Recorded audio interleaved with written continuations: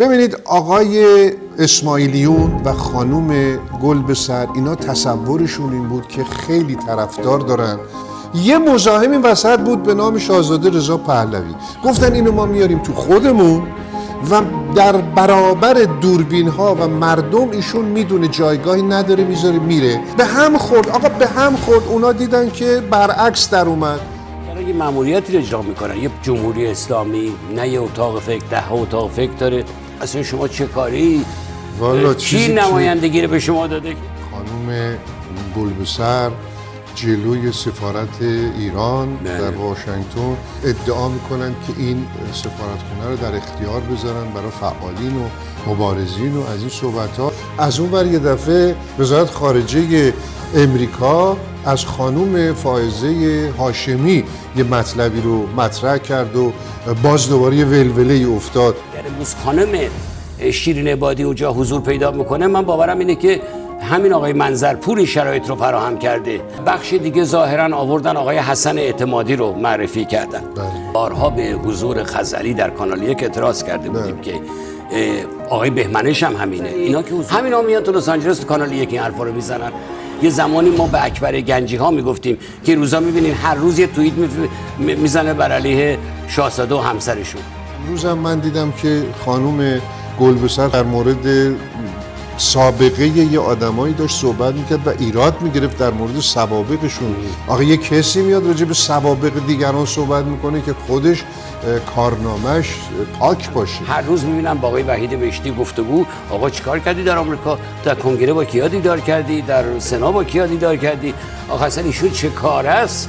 ولی خب اینترنشنال بهشون میکروفون میده. بعد 60 روز گنده کار در اومد، به این معنا که ایشون گفت من اعتصاب غذا کردم. این بابی سنز افسانه‌ای که در ایرلند کرده بود، دیدن این آقا اصلا سرمون رو گنده وایساده، نه وزنی کم کرده. بعدش همشون میان میگن مردم ایران اینو میخوان. کی به شما گفته؟ کدوم مردم ایران به شما این رسالت رو دادن که شما از طرفشون میرید و میخواین مدافعشون باشید یا برید لابیگری بکنید؟ آخه باید مردم تایید بکنن یه جای آدمو. مشکل کار اینه که اینا هنوز نیومده میخوان برن.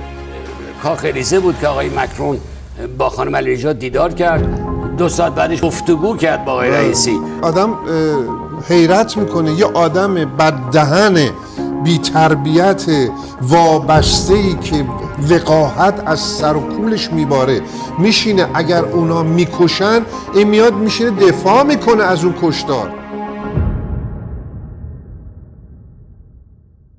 سلام و درود بر بینندگان عزیز برنامه در حاشیه. 51مین برنامه رو تقدیم حضورتون میکنیم به اتفاق دوست و همکار عزیزم بهمن فتحی در تاریخ پنجشنبه 28 ماه مارچ 2024 برابر با 9 فروردین ماه 1403. با سپاس از رضا کیهان و رضا آلمان در خدمتون هستیم به مدت 1 ساعت طبق معمول هر برنامه. بهمن جان سلام میکنم به شما. کماکان در ایام عید هستیم، عیدتون کماکان مبارک. و هموطنان عزیزم امیدوارم که تا اینجای تعطیلات عید، البته تو ایران ما نمیتونیم از ته قلب آرزو کنیم، امیدوارم که ایام بشه و خوش گذشته باشه. این همین آخر هفته هم که برنامه پخش میشه احتمالاً همراه با 13 بدر و طبیعت و آرزو میکنیم که واقعا ایرانی‌ها این آخرین 13 بدری که هر سال این آرزو رو بکنیم. و البته یه توضیح باید بدیم که امسال دوشنبه 13 فروردین بارندگی و هموطنان عزیزمون در منازل بایستی 13 این برای بارندگی ایران هم بارندگیه؟ نه اینجا رو من شنیدم هوای صحرایی و چیز نیستش، سبزه نمیشه گره زد. امیدوارم که ولی حسن جان اینو گفتی واقعا یه کوتاه، شرایط اینجا هم برای ما ایرانی ها تغییر کرد. یعنی شما حدودا بیشتر 20 سالی جایی در چه تمام این مسائلی که کوتاه رو من بخوام عنوان کنم شما هم شاهدش بودین.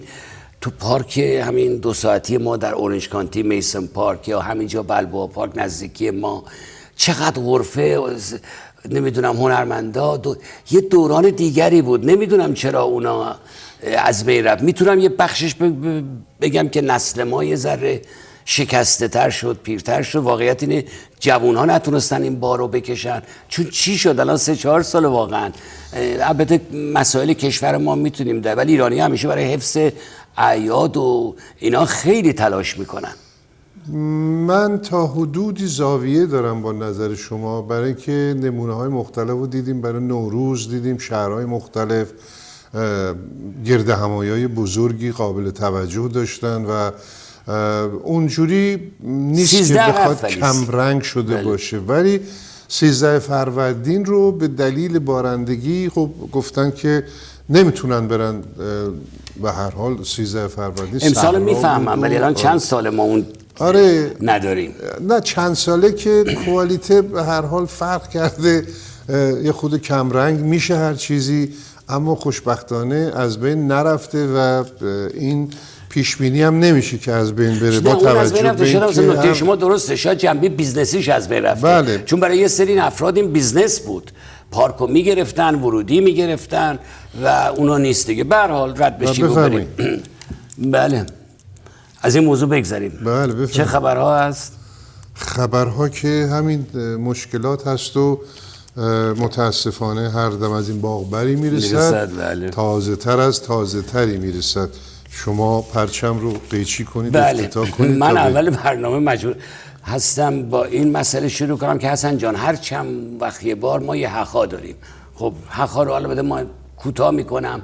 سال قبل حقا رو همه میدونین. بعدها حقای بعدی آقای فخرآور بود که ایشان اومد، نمیدونم استاد دانشگاه شد، استاد قانون اساسی شد، دم مغازه وایساد تو واشنگتن گفت من اینجا تدریس میکنم و حتی الان هم این حقا ادامه داره، تعطیل نشده کارش. همین اواخر کتاب نوشته که برای آمریکایی‌ها ایشون میخواد قانون اساسی، نمیدونم راجع به قانون اساسی نوشته. بعد به هر حال چهره‌های دیگه اومدن، نهایتا خانم علی نژاد این اواخر که با رهبران جهان به هر حال حق‌های سر بعضی‌هاشون هم کارشون جدی‌تر شد. سر از کاخ سفید در آوردن، سر از کاخ الیزه در آوردن، نمیدونم به آقای مکرون گفتن که میرم و یه ما دیگه تو این کنفرانس امنیتی مونیخ بود برمیگردم. حالا همین دوران 2-3 ماه قبل آقای وحید بهشتی که دم وزارت خارجه آمریکا گفت اعتصاب غذا کردم، کار به 60-70 روز کشید. به نوعی ظاهرا باید یادآور بابی سندز اون قهرمان ایرلندی ها باشه که بعد از 71 روز اعتصاب غذا جان خودش رو از دست داد. حتی شاهزاده به اتفاق خانم شیرین عبادی به دیدار ایشون رفتن در اون چادری که جلوی کاخ سفید داشتن. تا همین اواخر هم مثل که به نوعی برپا بود، تا همین 10 روز پیشا.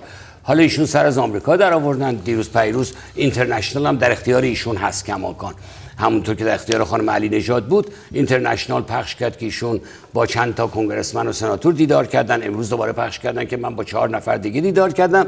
ماحصل کلام چی حسن جان؟ مردم ایران رو مسلح بکنین، اسلحه بدین، بذارین بجنگن و به نوعی غیر مستقیم حمله به ایران بکنین که تنها راه نجات از دست جمهوری اسلامیه. انگار که سناتورها هم وایستادن که فقط آقای وحید بهشتی‌ها یا هر کسی که فقط میدونیم ایراد چیه. ایراد اینه که جامعه رو مشغول نگه می‌دارن. اینا به جایی نمیرسه حسن جان، ولی اون مسائل اصلی دور میشیم ما.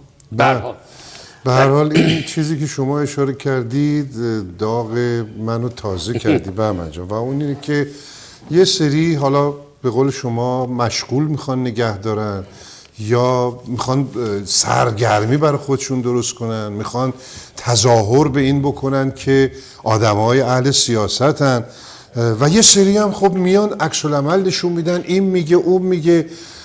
کی گفته که بنده یا بهمن بیام یه چیزی بگیم آقا تحریما رو مثلا بیشتر کنید؟ همه سران کشورها نشستن چشم قربان. آخه این مسخره است. یکی میگه آقا تحریم ها باید بیشتر بشود، مردم زیر فشار باشن، 50 نفر فردا شروع میکنن آقا این گفت تحریم ها رو زیاد کنید، این خائن است، این وابسته است، این ال است، این بل است، اون یکی برخلاف حقوق بشر داره فلان میکنه. آقا کوتا بیا. اون یکی میاد میگه نمیدونم بزنید جنگ کنید، باز دوباره اون میگه تحریم نکنید، باز دوباره یه عده‌ای حمله میکنه. آقا مبتدی هستیم، یه فکری به حال خودمون بکنیم. مملکت داره از بین میره یا از بین رفته، ما مبتدی هستیم. یه خورده به خودمون بیام، یه خورده تجدید نظر بکنیم. البته این که دارم میگم این کسانیش که تازه مبارز شدن، تازه سیاسی شدن، که میخوان راه هم به کسی ندن و خودشون رو مطرح بکنن. اینجوریا نیست. کشورهای دیگه نشستن دست به سینه که بنده، ایشون یا شما یه چیزی بگید اونا بگن چشم. هر کسی کار خودشو داره میکنه، بنابر سیاست خودشون که برنامه ریزی کردن کارشون رو پیش میبرن. ما میتونیم بشینیم درد دل بکنیم با هم دیگه، بگیم آقا اینم ممکنه باشه. بهمن جان ممکنه بگیم که احتمالاً به نظر من این شرایط هم یه جورایی مثلا من میبینم، اما اینی که دستور بدیم و بعد یه عده بیان مخالفت کنن و اینا بازی قربونتون برم نکنیم. آخه اصلا من ضرورتا نمیدونم که اینا واقعا در این حال مبتدی ان یا آقای وحید بهشتی دارن یه ماموریتی رو اجرا میکنن، یه پروژه هایی که دائم در طول سالیان ما بارها تو این برنامه هم گفتیم که جمهوری اسلامی نه یه اتاق فکر، 10 اتاق فکر داره. اتاق فکرش باهوش، برنامه ریزی داره و یکی از ضعف‌های ما اگر این بررسی بشین که ما اتاق فکرهای منسجم مثل جمهوری اسلامی نداشتیم. اینا رو هر چند وقت یک کار یکیشون پیداشون میشه و مدت‌ها میبینین اصلا جامعه سیاسی همه رو به هم میریزن. بله. من نمیدونم 4 نفرم برای اینا به هر حال یه بخشش دروغ نیست که یه دوستی من صبح دیدم گفت آقا بالاخره خانم علی نژاد رو دوباره کاخ سفید دعوت کردن. آقای وحید بهشتی رو به هر حال دیروز امروز دیدم 4 کنگرسمن و سناتور دیدن. خب شما میدونید من هم به دلیل کاری که داشتم بله سناتور دیدن میشه، ولی به این سادگی هم نیست که به این سادگی آقای وحید هاشمی بلند شه بیاد و این سناتورها همه بگن بفرمایید و خواهش ببینیم آقای وحید بهشتی برای آینده ایران چی میگه.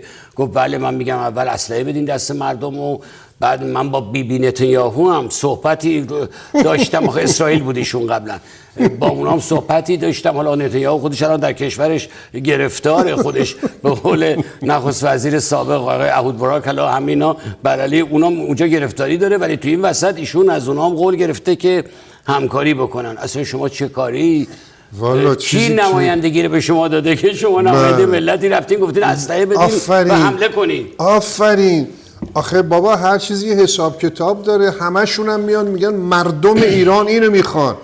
کی به شما گفته؟ کدوم مردم ایران به شما این رسالت رو دادن که شما از طرفشون میرید و میخواین مدافعشون باشید یا برید لابیگری بکنید؟ آخه باید مردم تایید بکنن یه جای آدمو. مشکل کار اینه که اینا هنوز نیومده میخوان برن. آدمایی بودن که 44 سال واقعا دارن جونشون رو میدن، از اعتبارشون، از حیثیتشون، از مالشون، از استراحتشون، از زن و بچهشون، همه اینا صدمه خوردن. اینا هنوز نیومده میخوان برن و چه شلتاقی میکنن هر کدوم. چند تا شاه و نخست وزیر ما میخوان. بابا یه خود کوتاه بیایم، یه خود فکر کنیم. اون سناتوری که منو دعوت میکنه اون یه بازی داره میکنه که توی نشریات، توی رسانه ها بگن آقای سناتور فلان کس رو دید. یه مقداری با این مانور بکنن، حالا میخوان یه احیانا امتیازی بگیرن. آقای مثلا فرض کنید جمهوری اسلامی بگه ای دل غافل چه نشسته اید که اینا دارن فلان کس رو پوش میکنن، تقویت میکنن که احیانا ممکنه برای ما خطرناک باشه، پس یه امتیازکی بدین. اینا بازیه. اینا بهمن جان چیزی نیست که ما بخوام بترسیم آقای ایکس رو میخوان اونجا به عنوان رهبر بازی ها رو دیدیم. ببینید تو همون کاخ الیزه بود که آقای مکرون با خانم علی نژاد دیدار کرد. 2 ساعت بعدش با آقای رئیسی وایساد، یک ساعت گفتگو کرد با آقای رئیسی. دوباره اومدن در کنفرانس امنیتی مونیخ به پشت آقای رئیس جمهور فرانسه زد که من برم بقیه رو یه ما دیگه میرم میارم که هر روز ایشون رفته بیاره. نمیدونم بلیط گیر نیاورده احتمالاً تا اونجا بره. حالا این آقا رو میگم من ایرادم دارم، یعنی نقدی هم دارم که به هر حال شاهزاده انسانن، خانم عبادی هم مثل همه بقیه بعضی از اینا تحت اون شرایط قرار میگیرن. خب فوری رفتن دیدن این آقای بهشتی در روبروی وزارت خارجه که بعد 60 روز خب تازه یه جوری گنده کار در اومد، به این معنا که ایشون گفت من اعتصاب غذا کردم، این بابی سند افسانه‌ای که در ایرلند کرده بود.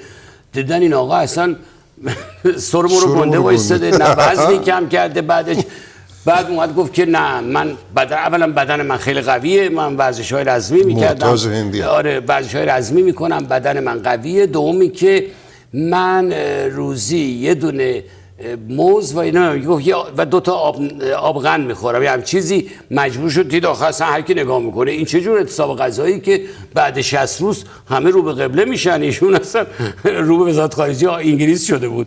و به هر حال این داستان. ولی حالا اینم مهم و بخش دیگه اینه که ایران اینترنشنال که به هر حال ما میدونیم یک بیشک اینطوری که گفته میشه پربیننده ترین رسانه سیاسی داخل کشوره و ما تو این برنامه اشاره کردیم بارها، گفتیم آقا 90% بخش خبرهاش مثل هر رسانه دیگری برای اعتبار خودش اخبار درست میده، ولی مواظب اون 10% ها باشید. این 10% میکروفون ها همینجاست، در اختیار یه روزی خانم علی نژاد، فردا در اختیار درست از سالگرد مهسا که هیچ نیازی نبود. حالا 2-3 روز من هر روز میبینم با آقای وحید بهشتی گفتگو، آقا چیکار کردی در آمریکا، در کنگره با کیا دیدار کردی، در سنا با کیا دیدار کردی، آقا اصلا ایشون چه کار است؟ ولی خب اینترنشنال بهشون میکروفون میده. اینه بیننده هموطنان ما. نه اون نفراتی اینجا رو باید دقیق باشه. نفراتی که اونجا سوگلی هستن مشخص، مردم هم شناختن. به هر حال من اگه لازم باشه هدفداره، یعنی جان؟ یعنی رسانه هدفداره. خب بله من دارم میگم اونجا درسته. چند نفر سوگلی هستن که مردم هم اینا رو شناختن، معروف حضور مردم هستن و بازی ها رو مردم دیگه متوجه میشن. اما یه گریزی بزنیم به کشور خودمون و یه داستانک کوچولویی من پشتش میگم که بعد شما مطالبتون رو آقای علی مطهری فرزند آفت الله مطهری آمده باز راجع به پدرش راجع به چهارشنبه سوری گفت، یه مقداری هم یه الفاظی نثارشون شد و هنوز دارن راجع به ایشون میگن. آمده در مورد نوروز به اتفاق آفت الله های دیگه آمدن خط قرمز رو نوروز کشیدن. یه داستان کوچولو یاد من افتاد که بی مناسبت نیست اینو بگم، شایدم مزاحی باشه، برنامه تقریبا تو نوروز پخش میشه، بد نباشه. یه آخوندکی بود به دلیل اینکه اون روستا افراد تعدادشون کم بود، سکنه اون روستا زیاد آخوندا اونجا جمع نمی شدن، تقسیم کرده بودن، یکی رو گذاشته بودن اونجا، هم قبرکنی میکرد، هم مردشور بود، هم کفن میکرد، هم قاری میخوند، از این حرکت ها. و مرده ها که عصری میشد و همه میرفتن خونه، این نبش قبر میکرد، بلا فاصله کفن یارو رو میدزدید، میبرد یا آبی میزد دوباره میفروخت به یکی دیگه. اینو فهمیده بودن، همه ده ناراضی بودن از اینکه این یارو کفن میدزده ولی چاره نداشت، یه کسی رو میخواستن که این کارا رو انجام بده. تا اینکه زد و مرد، پسرش دید که این باباها رو لعنت میکردن و هی میگفتن که کفندوز و کفندوز، گفت یه کاری کنم این باباه روسفید بشه، از این شرایط بیاد بیرون. همون کارا رو انجام میداد، کفن رو که میدزدید یه نیمسوز هم به مرده فرو میکرد. نتیجتا وقتی مردم فهمیدن هی گفتن خدا بیامرز کفندوز قبلی رو، خدا بیامرز کفندوز قبلی رو. حالا آقای علی مطهری قربون شما برم، برای اینکه باباشو تطهیر کنه که مطهری مقداری چیز باشه، یه خورده مصداق بیشتری پیدا بکنه، اون اگر راجب چهارشنبه سوری گفته، این راجب عید آقای مطهری، تو و پدر تو و چندین و چند آیت الله و آفت الله گردن کلفتر از تو نمیتونین آداب و رسوم ایرانی رو از بین ببرید. فقط خودتون رو سکه یه پول میکنید.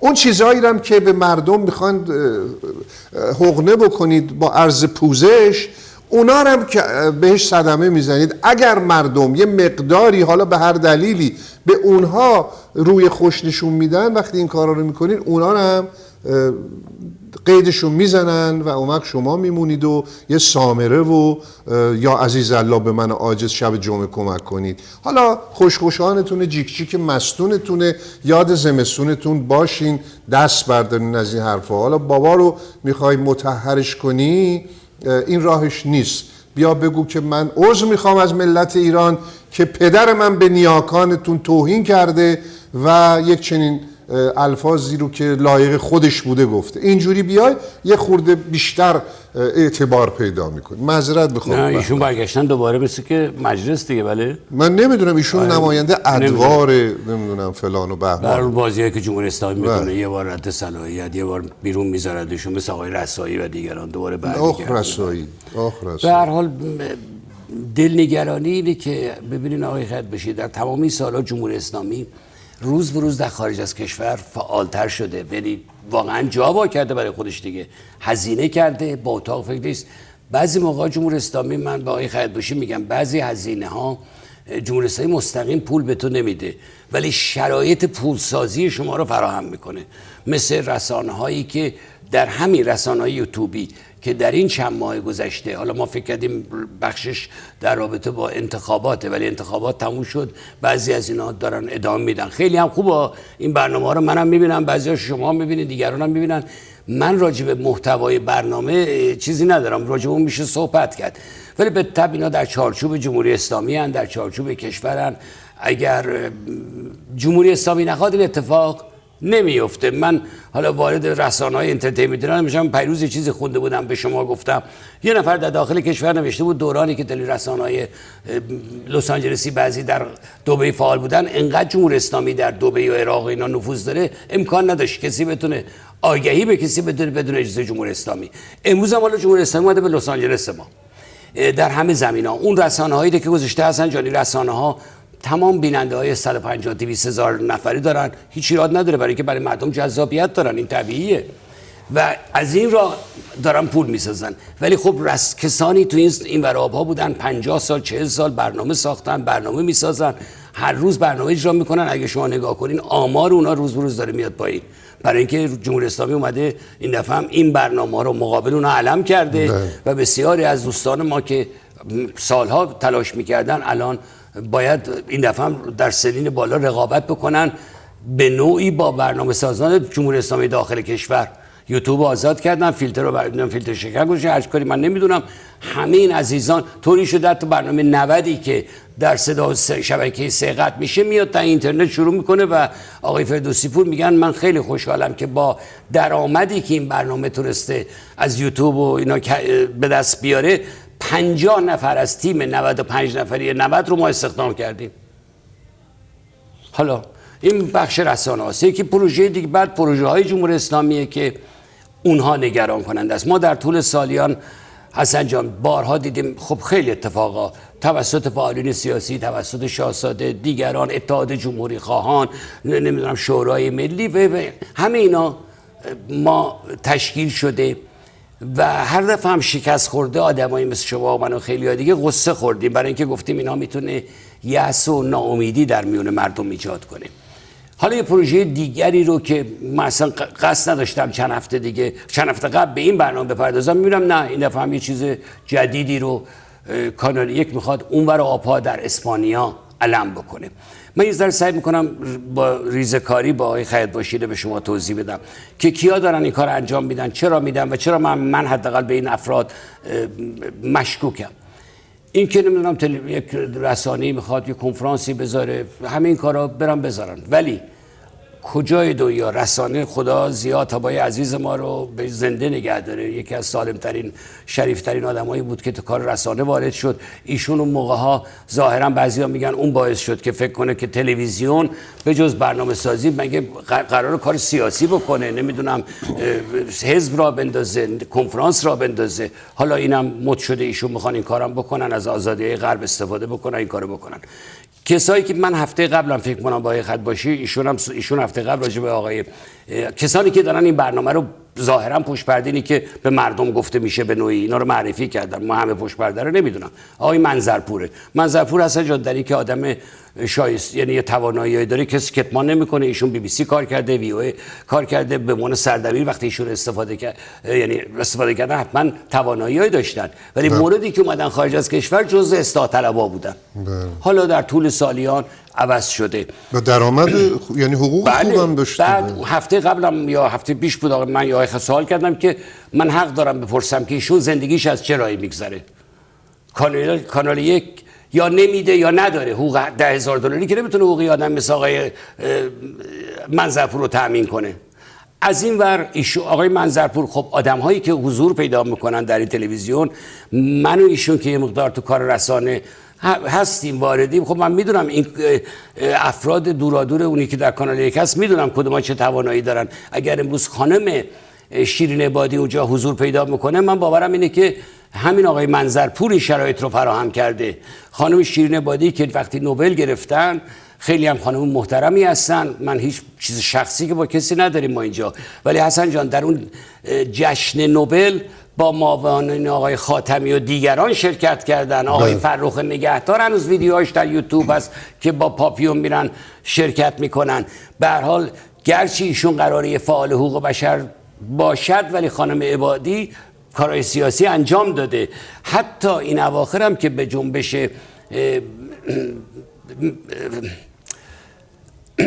جورج تاون پیوست، کاش خانم سوچی رو در برمه در میانمار یک نمونه قرار میداد. ایشون یکی از موفق ترین، معروف ترین، خوشنام ترین برندگان نوبل بودن. حسن جان وقتی رفتن کار سیاست و اون مجبور شدن اون کشتار رو بر علیه مسلمانان برمه میانمار راه بندازن و رئیس جمهور میانمار شدن و امروز هم باز گوش زندانن. کاش این تجربه رو داشتن و دوباره وارد با سیاست یه بار دیگه نمیشدن، چون امروز ایشون تو این برنامه میگن که من هیچ طرفیم، من مردم ایران هر رأیی بدن همون خواهد بود. حالا بخشش آقای منظرپور، من یه نفر دیگرم اشاره میکنم و شما بفرمایید تا من ببینم.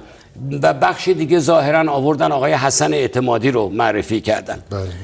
ببینید این چیزی، من آقای اعتمادی رو شاید 20 سال قبل یه بار تو سوئد دیده باشم، نه با ایشون آشنایی دارم نه دوستی دارم، هیچی. من آدم ها رو یه بخشش یا کسی رو میشناسین قضاوت میکنین، یا این روزها فضای همون فضای مسموم ظاهرا مجازیه که حسن جان وقتی شما نه یه نفر میتونه، یه نفر دو نفر میتونن قصد شخصی داشته باشن، دشمنی شخصی داشت، ولی من وقتی 6 تا مقاله 6 تا ویدیو نوشته از چهره‌های شاخص امروز جامعه ایرانی میبینم متاسفانه ایشون از اعتبار و خوشنامی برخوردار نیستن در صحنه سیاست. من چیز شخصی نمیدونم و همه نوشته هایی که از این ایشون 20 بار ملق زده، یه روزی نمیدونم جزو حزب توده بوده، بعد اومده نمیدونم اله شده، یه روزی سلطنت طلب شده، جمهوری خواه بوده، برگشته دوباره 50 تا ملق زده امروز.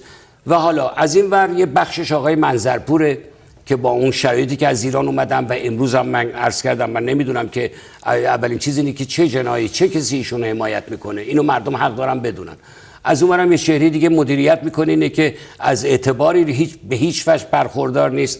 حالا شما حرفاتون رو بفرمایید تا من یه ریزکاری افراد دیگری هم که هستن بفرمایید. شما نشده یا شده؟ نه خب آخه در این زمینه خیلی بحث‌های مختلفی هست. در مورد این کنفرانسی به نام کادیز اسمش هم گذاشتم. من میخوام یه توضیح بدم بینندگان عزیز، هموطنان گرامی. ما به اندازه مقدور، یعنی تا اونجایی که لازم بود، در مورد کارنامه کانال یک و آقای شهرامخان همایون صحبت کردیم، چون نمیخواستیم دیگه وارد این مباحث بشیم و گفتیم هر کی کار خودشو بکنه، مردم هم خودشون میدونن چی کار، دلش میخواد پول بده، دلش میخواد نده، دلش میخواد مجانی کار کنه، دلش میخواد نه، به ما هیچ ربطی نداره. اما در مورد اینی که چه حرکت هایی داره انجام میشه، خب اینو هر کس باشه، چه همایون باشه چه نمیدونم تقی باشه، چه نقی باشه، چه حسن باشه مثل بنده، چه بهمن باشه مثل،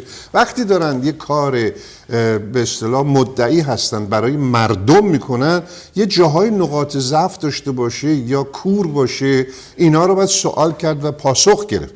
اینی که الان بحث میشه در این برنامه به حساب این نذارید که باز ما شهرام همایون رو مطرح کردیم که بخواهیم مثلا فرض کنید در مورد کارنامه‌ش و گذشتین و نه.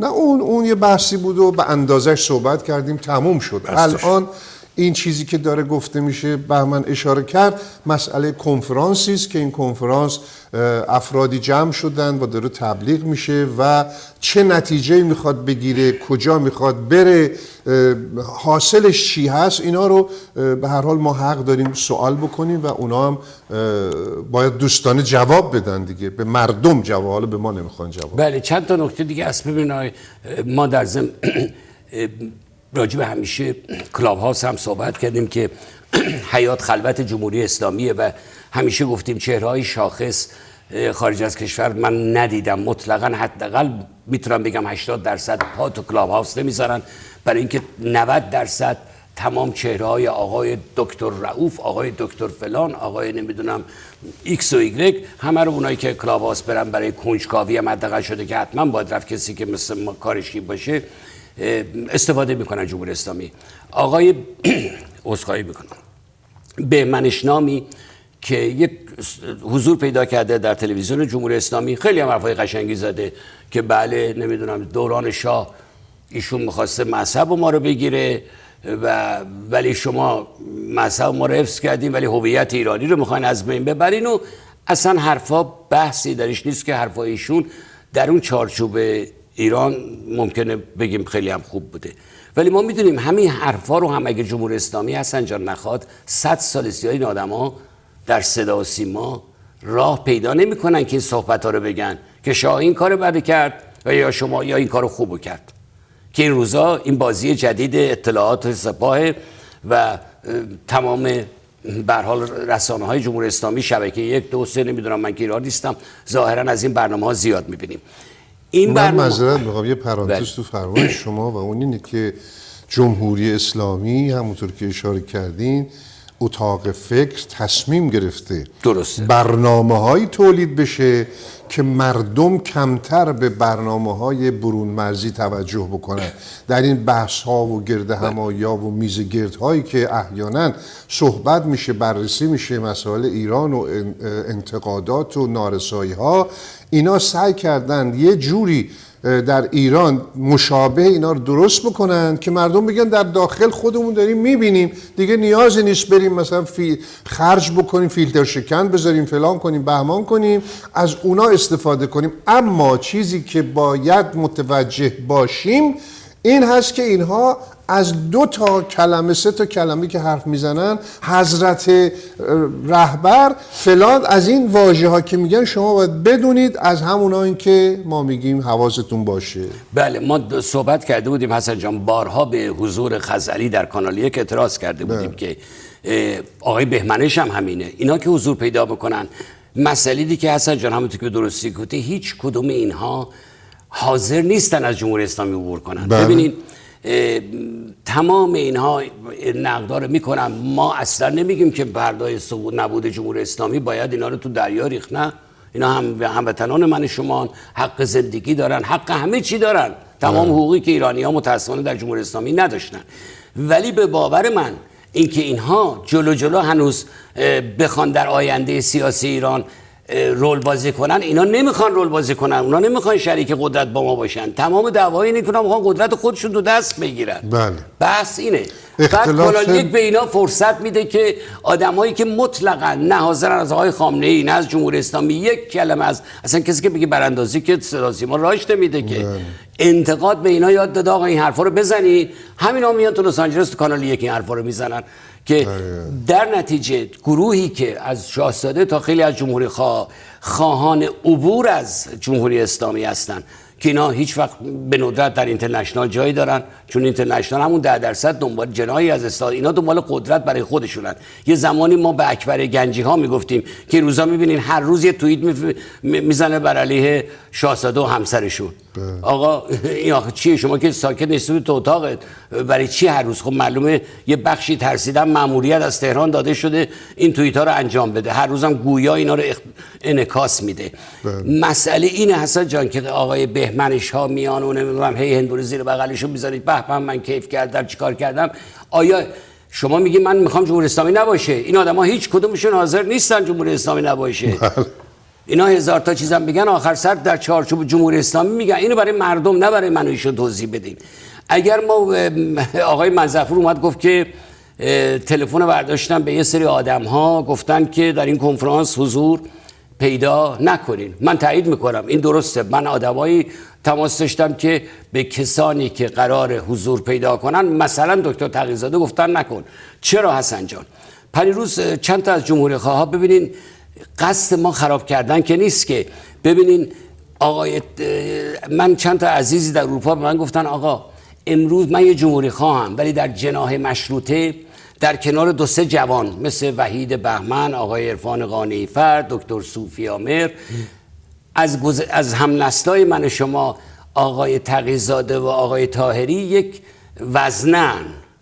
اگر ما امروز اعتراض داریم اینا چیز نکنن، ما نمیخوایم اینا برن، چون هر کسی در این کنفرانس برن شرکت کنن بعدش میدونیم که بارها این اتفاق افتاده در 30-40 سال تبدیل مهرهای سوخته میشن. در نتیجه دلسوزا دارن میگن آقا شرکت نکن چون ما میخوایم شما برای اون جناح باشی. آینده ایران 90% من فکر کنم جامعه ایران معتقدن که ما بارها هم توی خودمونم گفتیم بین مشروطه خواهان و جمهوری خواهان ایرانه، این دو جناح باید به توافقی با هم برسن. ولی وقتی چهره‌های شاخص رو میارن توی کنفرانس من احساس میکنم یه برنامه‌ای که اینا رو از بین ببرن. من نمیدونم واقعا اگه پروژه غیر اینه بیان توضیح بدن. و این عزیزان فقط به صرف اینه که من این تلویزیون به من 1 ساعت مهلت میده حرف بزنم اینترنشنال نمیده، این که دلیل کافی نیست. حسن جان خیلی همین 1 ساعت هم حرف نمیزنن ولی حاضرم نیستن، نشستن تو خونه هاشون آرام کار خودشونو میکنن، تحقیقات خودشونو میکنن و ضرورتا حاضر نیستن بیان در کنار یه سری از این آدما در رسانه‌ای که به این آدما فرصت میده حضور پیدا کنن. بله الان یه مطلب دیگه‌ای که حاشیه ساز شده و من جان بینندگان عزیز در 2 هفته پیش بود که نشون دادن خانم گلبسر جلوی سفارت ایران در واشنگتن دارن صحبت میکنن و از اونجا برنامه‌ای تهیه کردن و ادعا میکنن که این سفارتخونه رو در اختیار بذارن برای فعالین و مبارزین و از این صحبت‌ها که خب یه سری حرفا زده شد و گذشت. 2 روز بعدش دیدیم که از طرف شهرداری دارن اونجا رو نظافت میکنن، گیتش رو درست میکنن، چمناش رو درست میکنن، گل و گیاهش رو دارن هرس میکنن، ترتمیز میکنن، محوطه رو.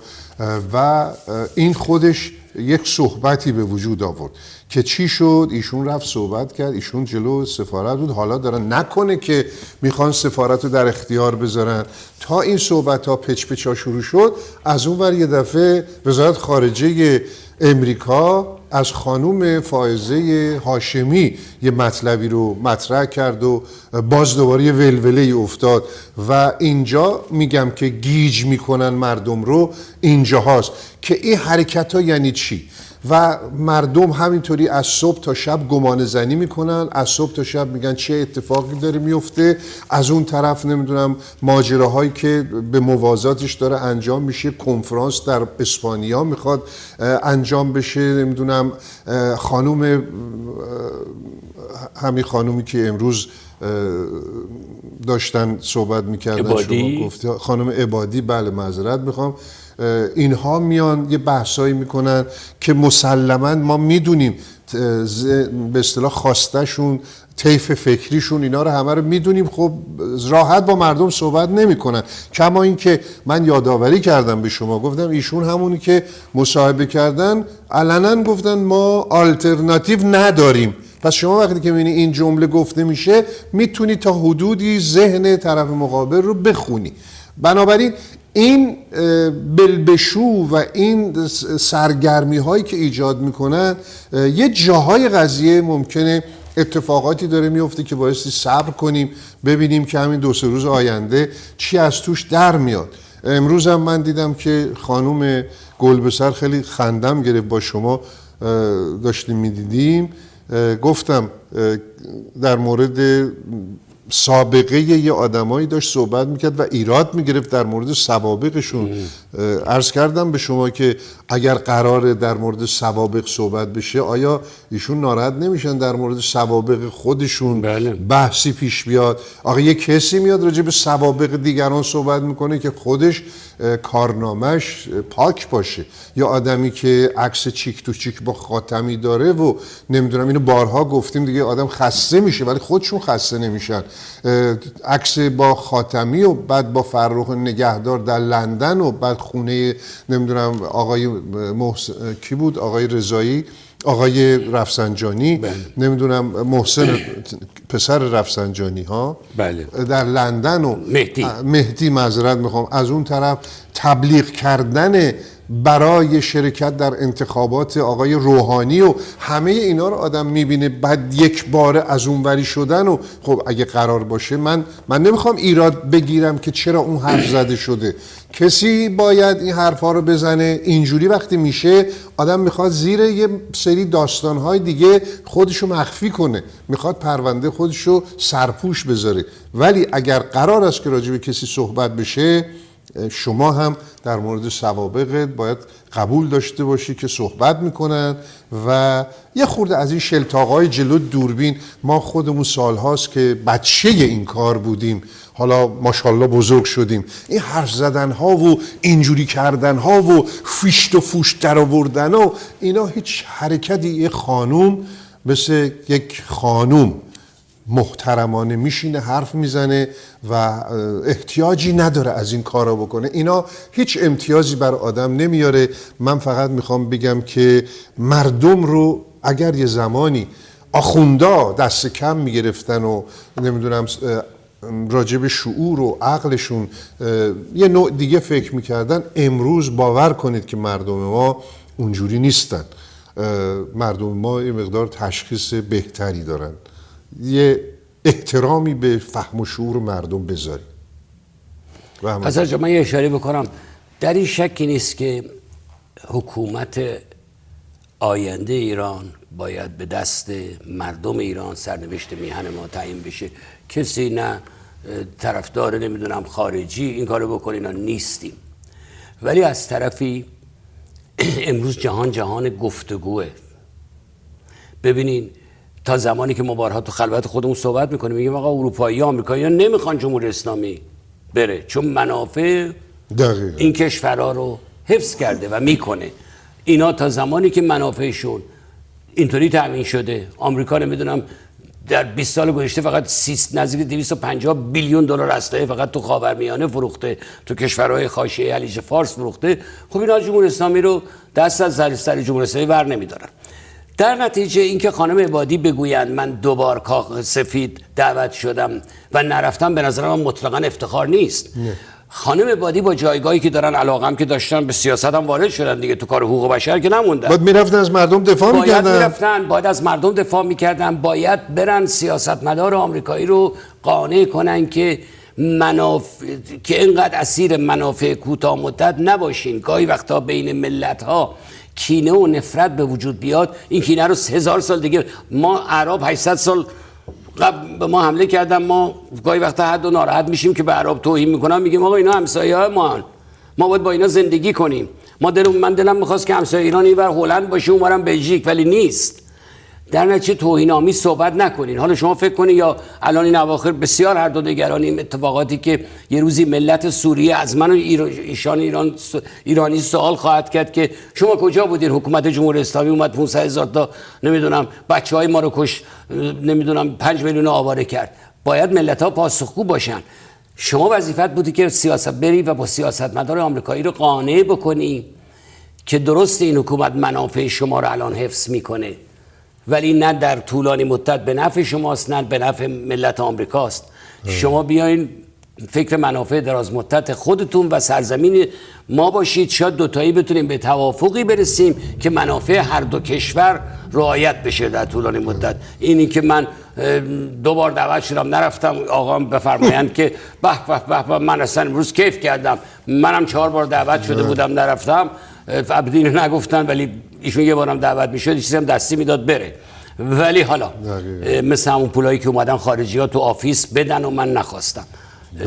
اصلا نمیدونن که آخه به این شکل کار نمیکنه جهان سیاست. حضور شما عرض کنم که در این وقت فشرده‌ای که ما داریم سعی میکنیم که به این اتفاقاتی که میفته اشاره بکنیم، بقیهش با شما که برین دنبال کنید و اگه دوست دارید ببینید که ما تا چه حد به حق حرف میزنیم، تا چه اندازه ناحق حرف میزنیم و ما سعی خودمون میکنیم که حق مطلب رو ادا بکنیم. حالا اگه یه وقتی به نظر شما، به زعم شما خوش نیامد، برید مطالعه بکنید ببینید آقا جریانی آقای سجادی چیه.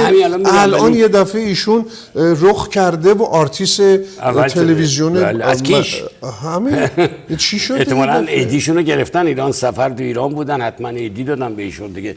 سفر بله کیش امروز به ایشون میکروفون داده بودن و به این آدم وقیح که وقتی به قول شما نوع صحبتش هم داخل و خارج فرق کرده، چون خارج سعی میکنه داخل کشور خیلی مؤدب باشه، ایشون تیکه های اینستاگرامی میذاره با بی‌ادبانه ترین شکل واقعا، تنها که هست ایرانیای خارج از کشور اونجوری صحبت حرف میکنه میزنه جلوی یکی که میشینه که من همه رو حریفم میتنه. بله.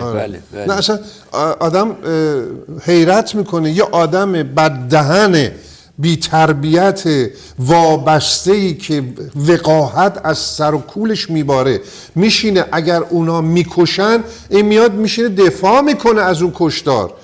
این آدم الان شده مهره تقریبا دائمیه، بیارنش باش مصاحبه میکنن. اینترنشنال دوباره هدفدارن دیگه. بله به هر حال جزء اون جناح میشن نهایتا دیگه. اصلا آدم حیرت میکنه چه خبره. اصلا یه اشاره کوتاه دلم میخواد. ما همیشه صحبت کردیم راجع به صحبت قبلی که نایاک نمیدونم لابی جمهوری اسلامی الاست و ما نتونستیم مثل لابی اسرائیل حضور داشته باشیم. یعنی همیشه از عدم حضور خودمون در واشنگتن اکثر دوستان ما صحبت کردن. ما واقعا در واشنگتن هم حضور نداشتیم، یکی از ضعف‌های ما بوده. ما لابی طرفدار جمهوری اسلامی بوده ولی ما یه لابی مثل لابی اسرائیل نداشتیم که طرفدار ملت ایران باشه. بله. و این ضعف ما بوده. به همین دلیل که کسانی که میگن من اینجا نرفتم اونجا نرفتم، میخوام بگم مطلقاً افتخار نیست و چقدر حیف که اگر همچین فرصتی پیش اومده که به قول شما از حقوق مردم ایران دفاع کنین و نرفتین این کارو بکنین. حیف که این فرصت رو از دست دادین. منم در ادامه این قضیه میخوام این هم همون مفتدی بودن سیاسی بوده. بله میخوام همین اگر میدونستن چقدر خوبه این کارو میکردن. میخوام همین اشاره بکنم که دوستان ما در یک شرایطی تحت تاثیر بعضیا قرار میگیرن که همین که گفتید به به و چهچه آقا این نرفته، این آقای اوباما یا آقای بایدن یا هر کی دعوتش کرده نرفته، این اصلا عطای کاخ سفید و به لغاش بخش. نه اینا همه بازیایی است که آدم وقتی میخواد وسط بازی بکنه میگه من نه این طرفی هم نه اون طرفی، من اونجا نرفتم. به قول بهمن جان بایستی میرفتین و در مقابل اون لابیستایی که رسما دارن دفاع میکنن از جمهوری اسلامی شما حداقل روشن میکردید که همچی چیزی نیست. و ضمناً هموطنان عزیز، دوستان، خانم ها، آقایان محترم، توجه داشته باشید هیچ کدوم از اظهار نظرهای غربی ها، آقای پوتین، این اون، هیچ کدوم رو باور نکنید. من راحت بهتون میگم سر ماجرای خیزش انقلابی مهسا چند نفر از آقایون شخصیت‌های مهم کشورهای مختلف از صدر اعظم گرفته تا وکلای مجالس مختلفشون وکالت زندانی ها رو به عهده گرفتن و چه شعارها دادن و چه ها گفتن و چقدر ملت ما خوشحال شد از اینکه او در آلمان فلان کس گفته وکیل بهمان کسه. همش جسته، همش برای کردیت خودشون اینا یه حرکتایی میکنن. باور نکنید با یه قوره سردیمون نکنه با یه مویز گرمی دستمون رو به زانومون بگیریم بلند شیم. دیگه جا نداره. الان شما نگاه کنید حسن خمینی میاد درست یک حرکت غیر عادی شما میبینید که تمام سران سپاه پاسداران و شخصیت‌های مختلف ایستادن و آقای حسن خمینی میاد سان میبینه و دونه دونه دست میده و یعنی بیعت میکنن با هم. اینا همه معنی داره. یک باره شب خوابیدیم صبح بلند میشیم این بازی ها رو باید بهش دقت بکنیم. یعنی نشستی میگیم اینجوری شد اونجوری شد، زدن غزه چرا اون کارو کرد، چرا اسرائیل این کارو کرد، تمام هم و غممون رو گذاشتیم روی یک کشورهای دیگه که چه ما بگیم چه نگیم اونا کار خودشونو میکنن. به ما اصلا محل نمیذارن. ما افتادیم به جون همدیگه و داریم همدیگه رو نابود میکنیم، پدرکشتگی با هم ایجاد میکنیم به خاطر اینکه یکی طرفدار اسرائیل یکی طرفدار غزه. اون یکی ایراد میگیره آقا بچه ها رو کشتن شما ساکت نشستی. خب چیکار بکنن؟ چیکار با کی توجه به آمریکاش، به آقای بایدنش، آقای نتانیاهو توجه نمیکنه؟ چی میگیم ما؟ ببخشید بهمن جان. بله نه واقعیت همین. اتفاقا راجع به مسئله من بعضی از این فعالین اجتماعی سیاسی که دست به قلمم دارن خوشم میاد. پرسشگری خیلی ها میگفتن، دیروز پریروز دیدم آقای مصداقی هم میگفت آقا ما باید یاد بگیریم پرسشگر باشیم. دیگرها میگن آقای دوشوکی هم نامه نوشتن و به درستی از صدای آمریکا پرسیدن که فرض کنید خانم علی نژاد حق دارن جاه طلبی داشته باشن، حق دارن ادعا کنن، اصلا نه تلاش بکنن رئیس جمهور ایران بشن. اگه مردم ایران رأی دادن چه بهتر، همه ما خود برار سالم. هر حکومتی بهتر از این حکومته به قول. ولی خب سوال کردن آیا میتونه پول تکس پیرای آمریکایی خرج کسی باشه که به عنوان خبرنگار در رسانه حضور پیدا میکنه بعد میاد خودش رو لانسه میکنه به عنوان چیز. و خب این سوال متینیه. همین سوال از کانال 1 کردن که شما نمیدونم با میخوای بری نمیدونم با آقای موتوری ها بری اسپانیا، آخه نمیدونم آقای پیمان و عارف و چند نفر گفتن که خب من نمیدونم اینا قطعا هستن یا نیستن، ولی ایشون هم مثل آقای اعتمادی حداقل 100 تا نوشته تو اینترنت میگه که کارنامه درخشانی ندارند که مورد اعتماد جامعه باشند. آخه ما ببینین یادم این زمانی که شورای گذار تأسیس شد دکتر نوری‌علا حامی این شورا شد، گفت من عضوش نیستم ولی یه چیزی رو دفاع کردن حسن جان که 26 تا چهره شاخص اونجا حضور دارن و گفت این با ارزش تا به امروز این اتفاق نیفتاده بود. چهره شاخص به جز شاهزاده که اونجا بودند، ولی دیدیم به اونجا نرسید، به جز این که آخرش همون داستانی که همه ما همیشه نگرانیم، یأس و ناامیدی در دل مردم ایجاد کنه. اینم شکست خورد اینم شکست خورد، به همین دلیل و الاس برن همگی روزی یک کنفرانس بذارن. ما کسانی داشتیم که در این زمینه 40 سال تلاش میکنن، کارهای ماندنی کردن، ولی کارهای ماندنی نه در این شعارهای بگونه شعارگونه سیاسی که 50-60 آدم رو، حالا 4 تاش هم ممکنه نامدار باشن به قولی، ولی جمع کنن، همه رو جمع کنن بگن این اپوزیسیون همینه دیگه. کی گفته اپوزیسیون همینه؟ شما انتخاب میکنید میگه سری آدمایی که بسیارا ممکنه آدمای شریفی باشن ولی اصلا جایی ندارن تا اپوزیسیون ایران. و آیا مردم ایران تجربه های دیگه، آخرین تجربه هم همین تجربه جورج تاون، خب هر کدوم اینا بالاخره برای خودشون، یکی در سینما جایگاهی داشت، یکی در نمیدونم اقوام، ولی خب دیدیم به جایی نرسید و آخرش به هر حال یه بخشی رفتن دنبال شاهزاده و بقیه شکست خورد. این شکستا بده برای جامعه که شاید ماها رو دلنگران میکنه. یه مطلب دیگه که من فکر کردم فرصت میشه امروز راجع به صحبت بکنیم بهمن جان این بود که این ماجرای کی بود تلفن رو برداشت و نمیدونم دعوت کرد و نمیدونم چند بار توضیح داده شده و هنوز که هنوزه یه عده‌ای سوال میکنن که مثلا نمونه های دیگه هم هست که چرا در مورد فلان مطلب ایشون فلان کس صحبتی نکرده. این رو چجوری میشه ثابت کرد که یک بحثی میشه یه عده‌ای نمیبینن؟ آیا مشکل شماست که ندیدی؟ قربون شکل ماهتون. خب شما ندیدین، اینو بپرسین آیا صحبتی شده یا نشده.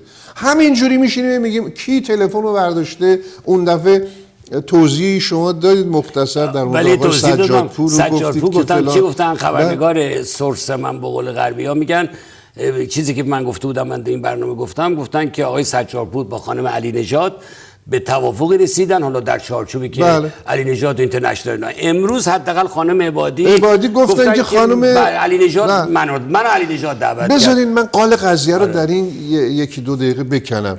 ببینید گمان زنی میکنم اگر که غلطه خب اون دیگه اشتباه منه. ببینید آقای اسماعیلیون و خانوم گلبسر اینا تصورشون این بود که خیلی طرفدار دارن و هر کدوم به تنهایی با هم چیز نکردن، ائتلاف نداشتن. پیش خودشون هر کدوم فکر میکردن که هر جا قرار بگیرن طرفدارانشون بیشترن و اینا میتونن رخ کنن.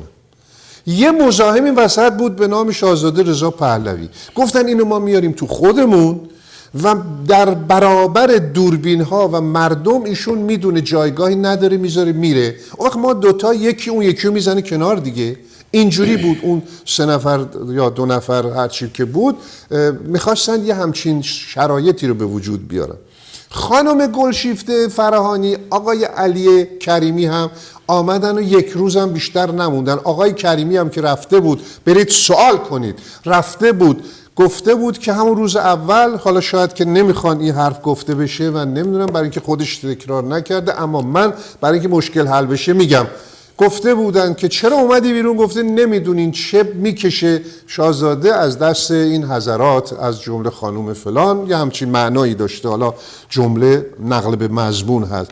بنابراین به هم خورد، آقا به هم خورد. اونا دیدن که برعکس در اومد، خودشون صدمه خوردن و سوال اصلی این هست که شاهزاده رضا پهلوی آدم بسیار بسیار منفی، آدم خرابکار، آدم بداخلاق، همه اینا رفت. شما کلاتون رو بندازین بالای آدم خلافکار رفت، چرا ادامه ندادین؟ چرا موندین؟ چرا هر کدوم به یه طرفی رفتین؟ این سوال از اون سوالی که کی تلفن رو برداشت زنگ زد به اون یکی خیلی مهمتر به نظر من. ولی اون حل شده است الان. منم باورم اینه، با شما هم فکرم که همون خانم علی نژاد با هر کلا به توافق رسیدن. ایشون تلفن رو برداشته به همه. خانم عبادی هم میگن ایشون بارها منو دعوت کرده بود، من قبول نکرده بودم. این دفعه دیدم که یه جمهوری خواه توشه، یه سوسیالیست توشه، شاهزاده توشن، قبول کردم. من فکر میکنم که به شاهزاده مدت‌ها مورد نقد واقع شده بودن که با بقیه نمیشینن و اینا. من باورم اینه خیلی با یک بیریا گفتن که قبول کردن که حداقل به مردم گفته باشن آقا من اومدم، چون نمیدونم اون جمهوری خواه بود، این سوسیالیست بود، این نمیدونم ولا بود. و حتی آقای به درستی خانم عبادی گفتن تو منشور حزب کومله هست که اینا دنبال حکومت فدرالن و شاهزاده در مصاحبه ها گفتن که طرفدار فدرالیسم نیستند. البته حالا اینجا گفته باشیم پرانتز وا کنم، ظاهرا شاهزاده موفق شدن که آقای مهتدی رو یه مقدار ملایمتر بکنن، ایشون به تمرکز زدایی رضایت دادن. ولی همین که بود شما گفتی بوده، به نظر من اینا نشستن نهایتاً که خود ما اینترنشنال هم پشتشون بود، یه رسانه درجه 1 پشتشون بود، گفتن که ما برنده میان بیرون. بله دقیقا. و این نشد. حالا با قول آقای خیاط باشید دیگه اصلا چه فرقی میکنه؟ میتونستین شما ادامه بدین، چرا ادامه ندادین؟ میدادین. وقت ما حسن جان تمامه و بله. از هم بینندگان عزیز ما خداحافظی بکنیم تا هفته آینده. منم برای شما آرزوی سلامتی و تندرستی و شادی دارم. بینندگان عزیز سال خوبی بازم براتون آرزو میکنیم. تشکر از رضا کیهان و رضا آلمان. ما پنجشنبه برنامه رو ضبط کردیم و صبح جمعه بارگذاری میشه و شما صبح جمعه حتما میبینید برنامه رو. تا درودی دیگر، بدرود. خدا نگهدار.